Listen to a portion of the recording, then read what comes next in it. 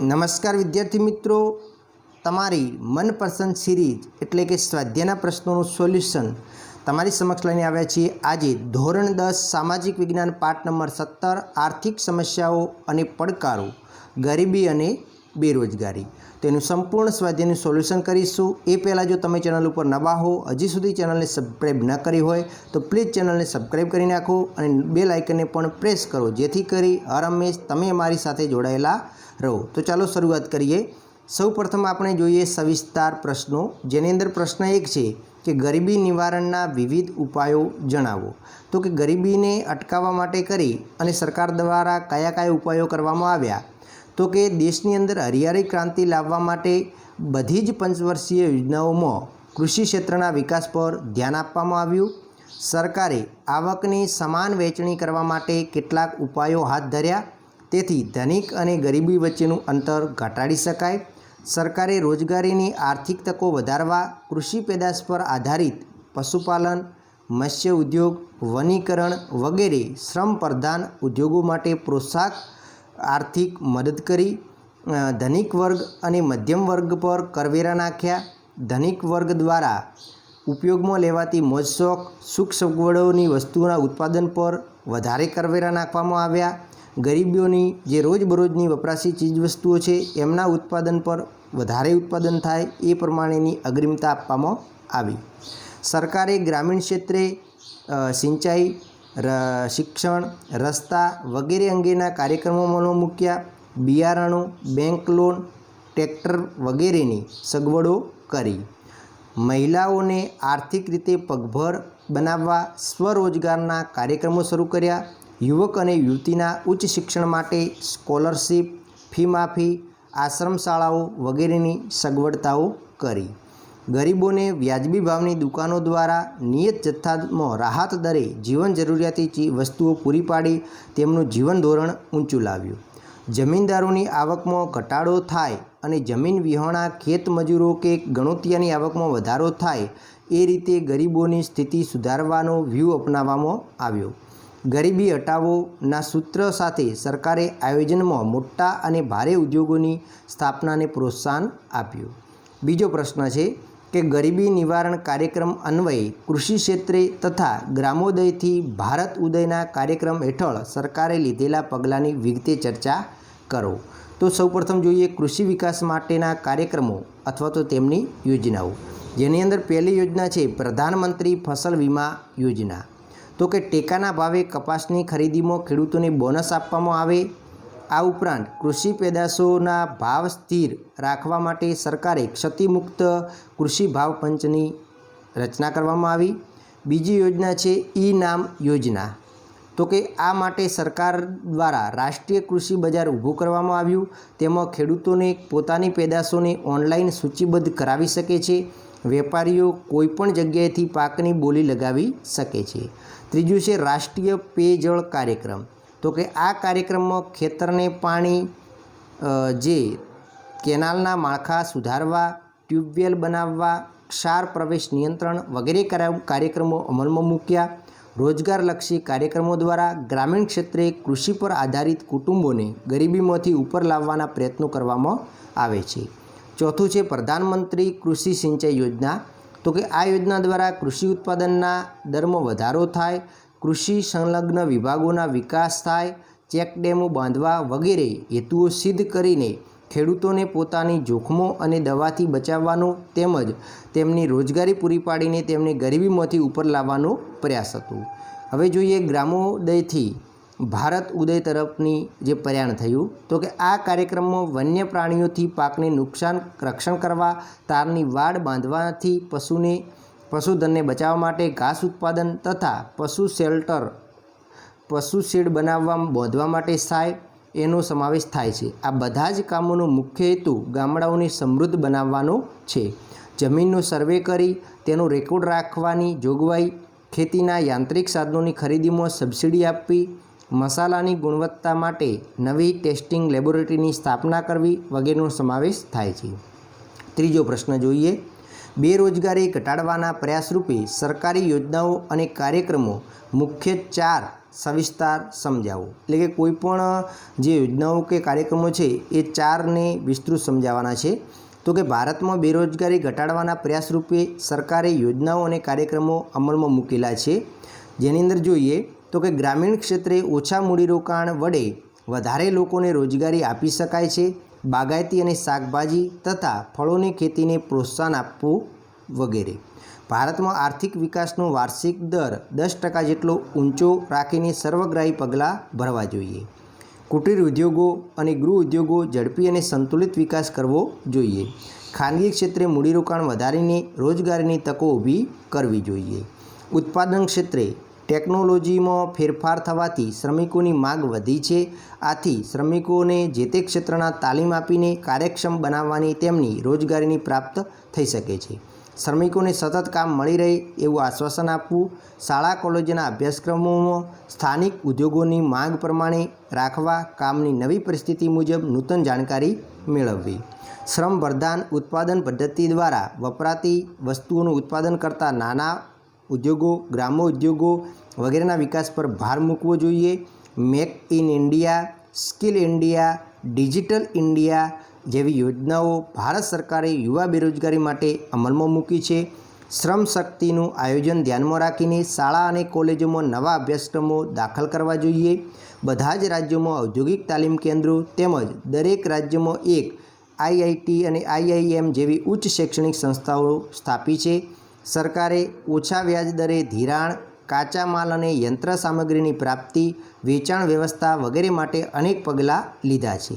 આજે રોજગાર વિનિમય કેન્દ્રો, રોજગારી કારકિર્દી જેવા સામયિકો દ્વારા રોજગારીની માહિતી પૂરી પાડવામાં આવે છે. સરકાર રોજગાર મેળા પણ યોજે છે. મોડેલ કેરિયર સેન્ટર અને હેલ્પલાઇન નંબર 1800-425-1514 દ્વારા બેરોજગારોની જરૂરી માહિતી આપે છે. હવે છે મુદ્દાસર ઉત્તર આપો. જેની અંદર પહેલો પ્રશ્ન છે ગરીબી એટલે શું? ગરીબી રેખા હેઠળ જીવતા લોકોના લક્ષણો જણાવો. તો સૌપ્રથમ જોઈએ ગરીબીનો અર્થ. તો કે ગરીબી એટલે કે જેમને ખોરાક, કપડાં અને રહેઠાણ જેવી જીવનની મૂળભૂત પ્રાથમિક જરૂરિયાતો તેમજ શિક્ષણ અને તબીબી સારવાર જેવી સેવાઓ પણ પૂરતા પ્રમાણમાં મળતી નથી, ત્યારે એવા જે સમાજની સ્થિતિ થાય છે એને ગરીબી કહેવામાં આવે છે. હવે ગરીબી રેખા નીચે જીવતા લોકોના લક્ષણો કયા કયા છે? તો કે જેમની આવક નિર્ધારિત અપેક્ષિત આવકથી પણ ઓછી હોય છે, જે લોકોને 2 ટંકનું પૂરતું ભોજન ન મળતું હોય, જેમના બાળકોને ભણવાની ઉંમરે મજૂરી કરવી પડતી હોય, જેમનું આયુષ્ય રાષ્ટ્રીય સરેરાશ આયુષ્ય દરથી ઓછું હોય, જેઓ નિરક્ષર હોય, જેમના બાળકોનું મૃત્યુ પ્રમાણ ઊંચું હોય, જેઓ સતત અનેક નાના મોટા રોગથી પીડાતા હોય, એવા લોકોને ગરીબી રેખા નીચે જીવતા લોકો કહેવાય છે. હવે બીજો પ્રશ્ન છે ભારતમાં ગરીબીનું વર્ણન કરો.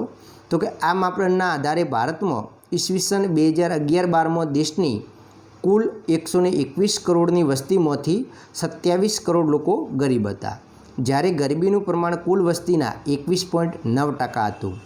એટલે કે 2011-12ની અંદર જોઈએ તો 27 કરોડ લોકો ગરીબ હતા. એટલે કે કુલ વસ્તીના ટકાવારી પ્રમાણ જોઈએ તો 29.9% જેટલા લોકો ગરીબ હતા.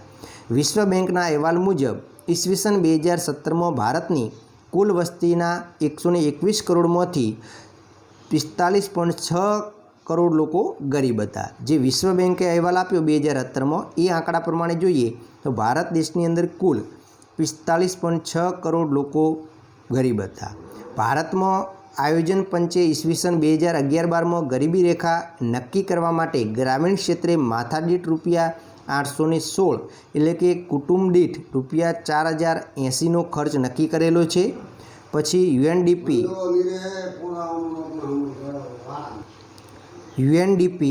2015ના રિપોર્ટ મુજબ ભારતમાં ગરીબીનું પ્રમાણ કુલ વસ્તીના 21.92% હતું. શહેરી ક્ષેત્રે ગરીબીનું પ્રમાણ 13.7% અને ગ્રામીણ ક્ષેત્રે ગરીબીનું પ્રમાણ 25.7% હતું. એટલે કે યુએનડીપીનો જે 2015નો રિપોર્ટ આવ્યો એના અંતર્ગત જોઈએ તો ભારતમાં ગરીબીનું કુલ પ્રમાણ હતું 21.92%, જ્યારે શહેરી ક્ષેત્રની વાત કરીએ તો 13.7% અને ગ્રામીણ ક્ષેત્રે 25.7% હતું. ઈસવીસન 2008ના ભાવોએ માથાદીઠ દૈનિક આવક $1.90 નક્કી કરવામાં આવી છે। ખાસ યાદ રાખજો કે કેટલા ડોલરમાં દૈનિક આવક નક્કી કરેલી છે, તો $1.90। ભારતમાં ગરીબીઓનું સૌથી ઊંચું પ્રમાણ છત્તીસગઢ રાજ્યમાં છે અને સૌથી નીચું પ્રમાણ ગોવા રાજ્યમાં જોવા મળે છે। એટલે કે ભારતમાં સૌથી વધારે ગરીબી ધરાવતું રાજ્ય કયું છે? છત્તીસગઢ છે અને સૌથી ઓછું ગરીબી ધરાવતું રાજ્ય ગોવા છે। ગ્રામીણ ક્ષેત્રે ગરીબી જોઈએ તો કે ગ્રામીણ વિસ્તારમાં વસતા ગરીબોમાં મુખ્યત્વે જમીન વિહોણા, ખેતમજૂરો, ગૃહ ઉદ્યોગો, કારીગરો, જનજાતિઓ, કામચલાઉ કારીગરો વગેરેનો સમાવેશ થાય છે। જ્યારે શહેરી ક્ષેત્રે ગરીબોની વાત કરીએ તો શહેરી વિસ્તારમાં વસતા ગરીબો મુખ્યત્વે રિક્ષા ચાલક, લારી ગલ્લા કે હોટલ ઢાબા પર કે ઓટો ગેરેજમાં કામ કરતા લોકો જોવા મળે છે। હવે ત્રીજો પ્રશ્ન છે, ગરીબી ઉદ્ભવના કારણો જણાવો। તો ભારતમાં ગરીબી ઉદ્ભવ માટેના કારણો જોઈએ તો જ્ઞાતિ પ્રથા તેમજ પરંપરાગત રૂઢિઓ અને રિવાજો પાછળ ગજા ઉપરાંતના જે ખર્ચ કરવામાં આવે છે જેના કારણે લોકો દેવાદાર બને છે। આમ બિન ઉત્પાદકીય ખર્ચા કરવાથી વ્યક્તિ ગરીબ જ રહે છે। બેકારીમાં વધારો થયો છે કારણ કે ટેકનોલોજીમાં ફેરફાર થતાં ગામડાના વ્યવસાયો, ઉદ્યોગો અને ગ્રામ્ય ઉદ્યોગો પડી ભાંગ્યા છે। દેશમાં ગરીબીનું પ્રમાણ વધવાનું કારણ જીવન જરૂરિયાતની વસ્તુની માંગ સામે પુરવઠો ઘટતો ભાવો વધ્યા છે।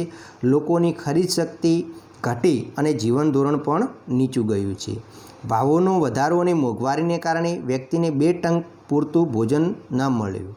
રોકડિયા પાકોને પ્રોત્સાહન મળવાથી ખોરાકી પાકોનું ઉત્પાદન ઘટ્યું, પરિણામે અનાજ કઠોળના ભાવો વધ્યા છે। સરકારી યોજનાઓની માહિતીના અભાવે ગરીબોને મળતા લાભ તે મેળવી શકતા નથી અને વ્યક્તિ શોષણ અને અન્યાયનો ભોગ બને છે। ગામડાઓમાં રોજીરોટી ન મળવાથી લોકો શહેરો તરફ વળ્યા છે। આ ઉપરાંત ખેતીની આવકમાં ઘટાડો થવાથી ગામડામાં મજૂરી કામ ઓછું થઈ ગયું છે અને વરસાદની અનિયમિતતા અને સિંચાઈની અપૂરતી સગવડોને કારણે ખેત પેદાશોની આવકમાં પણ ઘટાડો થયો છે। ગામડાના લોકોમાં ખેતી સિવાયના બીજા વ્યવસાયો માટે જરૂરી શિક્ષણ, જ્ઞાન, તાલીમનો અભાવ જોવા મળે છે। ચોથો પ્રશ્ન જોઈએ તો કે સામાજિક સલામતી અને અન્ન સુરક્ષાના સરકારના કાર્યક્રમો જણાવો। તો એની અંદર મા અન્નપૂર્ણા યોજના જે ગુજરાત સરકારે શરૂ કરેલી છે। ગુજરાત સરકારે કઈ યોજના શરૂ કરેલી છે? મા અન્નપૂર્ણા યોજના શરૂ કરેલી છે। દરેક વ્યક્તિ માટે બધા જ સમયે સક્રિય અને સ્વસ્થ જીવન માટે પૂરતા પોષણક્ષમ આહારની પ્રાપ્તિ એટલે અન્ન સલામતી। તેના મધ્યમ વર્ગના ગરીબ કુટુંબોને દુકાનો દ્વારા પ્રતિ માસે વ્યક્તિ દીઠ 5 કિલોગ્રામ અનાજ, જેની અંદર 3.2 પ્રતિ કિલોના ભાવે ઘઉં, પછી 3.3 પ્રતિ કિલોના ભાવે ચોખા અને જાડું અનાજ 3.1 પ્રતિ કિલોના ભાવે આપવામાં આવે છે। રાજ્યોના અંત્યોદય કુટુંબોને તેમજ ગરીબી રેખા નીચે જીવતા કુટુંબોને પ્રતિ માસ 35 કિલોગ્રામ અનાજ મફતમાં આપવામાં આવે છે।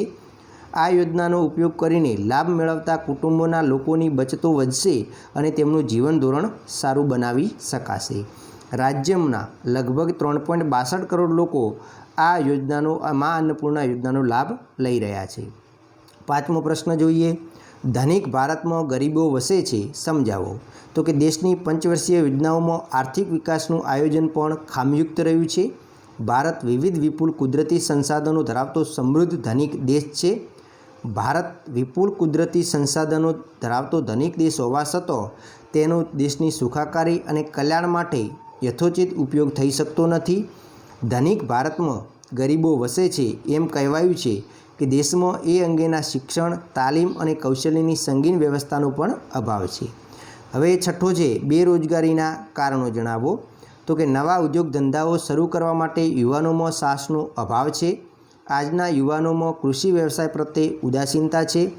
માનવ શ્રમની ખામીયુક્ત આયોજન અને અગતિશીલતા, શિક્ષિત યુવક યુવતીઓમાં માત્ર સૈદ્ધાંતિક જ્ઞાન, બચતનો ઓછા પ્રમાણને કારણે નવા મૂડીસર્જનના દરમાં ઘટાડો થયો છે।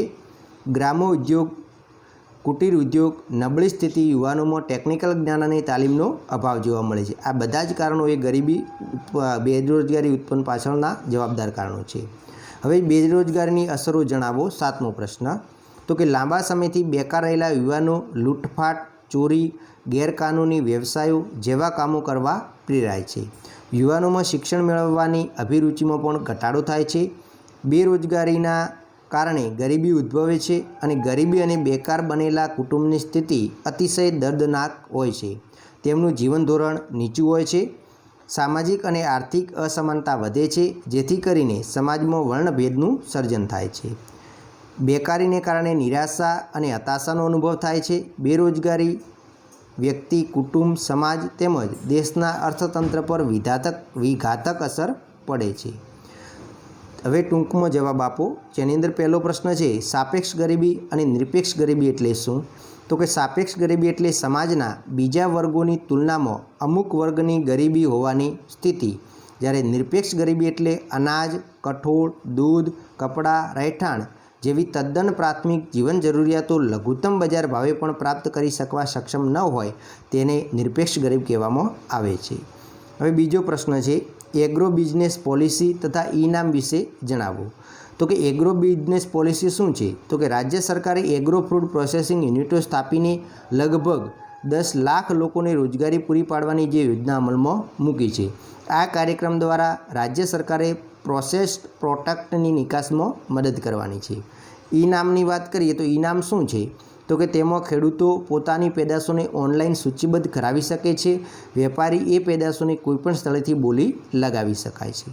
ત્રીજો પ્રશ્ન જોઈએ, મનરેગા કાર્યક્રમની સ્પષ્ટતા કરો. તો કે આપણા ગામમાં આપનું કામ સાથે મળે છે વ્યાજબી દામ ના સૂત્ર દ્વારા અમલી બનેલી આ યોજનામાં ગ્રામ વિકાસ વિસ્તારોમાં કુટુંબ દીઠ 18 વર્ષથી વધુ ઉંમરના એક સભ્યને નાણાકીય વર્ષમાં 100 દિવસની વેતનયુક્ત રોજગારીની ગેરંટી આપવામાં આવે છે. મનરેગા યોજના ભારત સરકારનો ગરીબી નિવારણનો એક કાર્યક્રમ છે. હવે ચોથો પ્રશ્ન જોઈએ, ઔદ્યોગિક બેરોજગારી એટલે શું? તો કે ઔદ્યોગિક ક્ષેત્રે વીજળી કાપ, વિદેશી માલની આયાત, ટેકનોલોજીમાં ફેરફાર વગેરે કારણોસર વસ્તુનું ઉત્પાદન ઘટે કે વસ્તુની માંગ ઘટે તો વ્યક્તિને ટૂંકા કે લાંબા સમય માટે કામ વિનાના થવું પડતું હોવાથી તેવી સ્થિતિને ઔદ્યોગિક બેરોજગારી કહેવાય છે. પાંચમો પ્રશ્ન, વિશ્વ શ્રમ બજારનો ખ્યાલ સ્પષ્ટ કરો. તો કે વિશ્વ શ્રમ બજાર એટલે વિશ્વના દેશો પોતાના શ્રમિકો અને મજૂરોની પરસ્પર આપ-લે કરે છે, એને વિશ્વ શ્રમ બજાર કહેવાય. હવે વિકલ્પો જોઈએ તો એની અંદર પ્રથમ વિકલ્પ છે કે ભારતમાં ગરીબાઈનું સૌથી ઊંચું પ્રમાણ ધરાવતું રાજ્ય કયું છે? તો સૌથી વધારે પ્રમાણ ધરાવતું રાજ્ય છત્તીસગઢ છે અને સૌથી ઓછું પ્રમાણ આવે તો કયું રાજ્ય આવશે? ગોવા આવશે. હવે આગળ બીજો વિકલ્પ જોઈએ કે ભારતમાં 2011-12માં ગરીબીનું પ્રમાણ કેટલું હતું કરોડમાં? તો 26.93% હતું. કેટલું હતું? 26.93% હતું. હવે મહિલા સશક્તિકરણ, કૌશલ્યવર્ધન તાલીમ, સ્વરોજગાર અને બજાર સાથે જોડાણ કરવાનો હેતુ કઈ સરકારી યોજનામાં રાખવામાં આવેલો છે? તો એની અંદર આવે છે મિશન મંગલમ યોજનામાં રાખવામાં આવેલ છે. ચોથો વિકલ્પ જોઈએ કે ભારતના કયા રાજ્યમાં બેરોજગારીનું પ્રમાણ ઊંચું જોવા મળે છે? તો બેરોજગારીનું ઊંચું પ્રમાણ આવશે તો એની અંદર આવે છે કેરાલા રાજ્યની અંદર સૌથી ઊંચું બેરોજગારીનું પ્રમાણ છે, એટલે કે વધુ છે. હવે પાંચમો વિકલ્પ છે, અન્ન સુરક્ષા ધારા હેઠળ કઈ યોજના ગુજરાતમાં અમલમાં મૂકવામાં આવી છે? તો ગુજરાત સરકારે મા અન્નપૂર્ણા યોજના શરૂ કરેલી છે અન્ન સુરક્ષા ધારા હેઠળ. છઠ્ઠો જોઈએ કે યુવા બેરોજગારોને નવા આઈડિયા સાથે ઉદ્યોગ સાહસિક બની સ્વરોજગાર તરફ કઈ યોજના પ્રેરે છે? તો સ્ટાર્ટઅપ ઇન્ડિયા યોજના પ્રેરે છે. સાતમો જોઈએ તો કે બેરોજગારી નિવારણ માટે શિક્ષિત બેરોજગારોની નોંધણી કરતી સંસ્થા કઈ છે? તો રોજગાર વિનિમય કેન્દ્ર છે. તો વિદ્યાર્થી મિત્રો, ફરી મળીશું નવા વિડીયો સાથે. જય હિન્દ, જય ભારત.